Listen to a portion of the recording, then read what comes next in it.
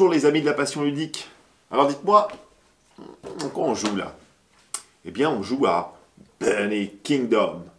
Et alors Bunny Kingdom, on adore, mais c'est peut-être pas un hasard parce que si vous lisez le nom qui est écrit là, Richard Garfield, la pop star du jeu de société, parce que c'est le monsieur qui a créé les cartes Magic tout simplement.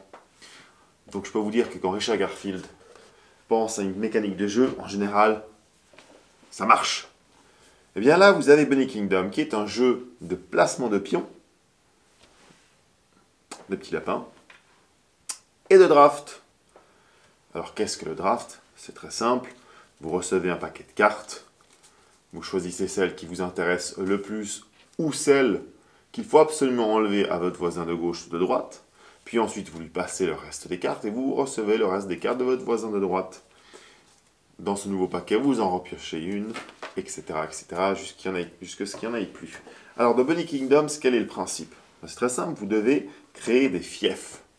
Des fiefs pour ensuite produire plein de carottes. Et c'est celui qui aura produit le plus de carottes à la fin du jeu qui gagnera. Qu'est-ce qu'un fief? Eh bien, un fief, c'est simplement un territoire de une ou plusieurs cases contrôlées par vos lapins. Et comment est-ce que vous marquez comment est-ce que vous ramassez les carottes finalement? Eh bien, vous additionnez, enfin vous multipliez plutôt, le nombre de tours qu'il y a dans vos châteaux par le nombre de ressources disponibles dans chacun de vos fiefs.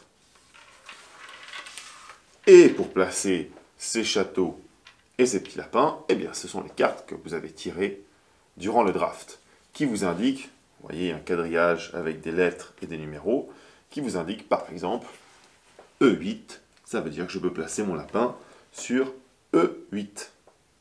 Si plus tard, E8 il est là, il y a une carotte. Si plus tard je tire dans mon draft parce que j'ai un peu de chance et parce que j'ai sélectionné F8 par exemple, je remets un lapin. J'ai donc un fief de 2 territoires. Et ça m'intéresse d'être sur F9, puisque là il y a un bois, donc j'aurai bois carotte, et plus tard je passerai un château dessus, et c'est comme ça que je marquerai des points. Évidemment, il y a des petites subtilités.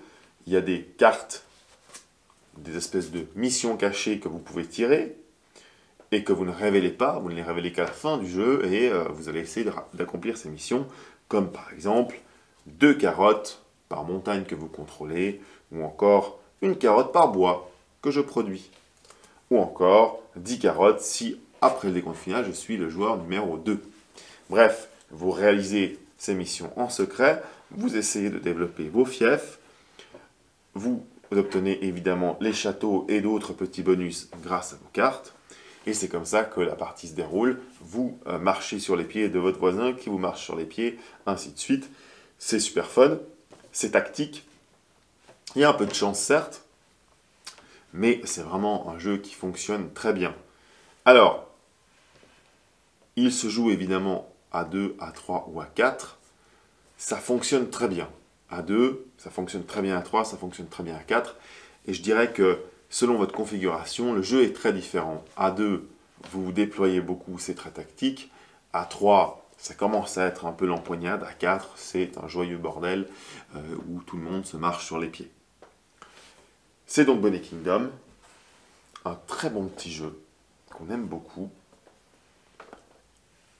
Ses points forts, c'est le système de draft qui marche toujours très bien.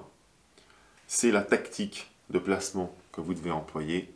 Et puis c'est son dynamisme et l'interaction avec les autres joueurs. Je vous le conseille fortement pour un jeu de draft.